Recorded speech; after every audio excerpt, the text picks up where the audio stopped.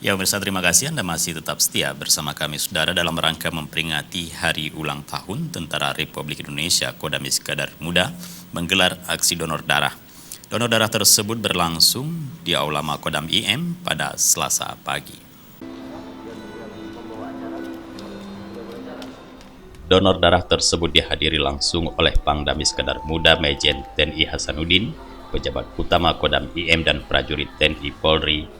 Dalam kesempatan tersebut, Pangdam Iskandar Muda Majen TNI Hasanuddin mengatakan kegiatan donor darah tersebut merupakan dalam rangka memperingati HUT TNI yang ke-75 tahun dan donor darah ini juga sebagai upaya Kodam IM untuk membantu stok darah di PMI Banda Aceh.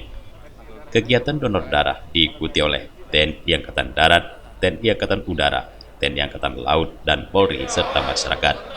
Pangdam menargetkan 2.000 kantong darah untuk memenuhi kebutuhan darah di tengah pandemi COVID-19. Kebutuhan darah di wilayah khususnya di PMI Aceh yang disampaikan kepada kami yang saat sekarang menipis, maka kami berupaya hari ini mengumpulkan 2.000 kegiatan donor darah tersebut. 2.000 prajurit.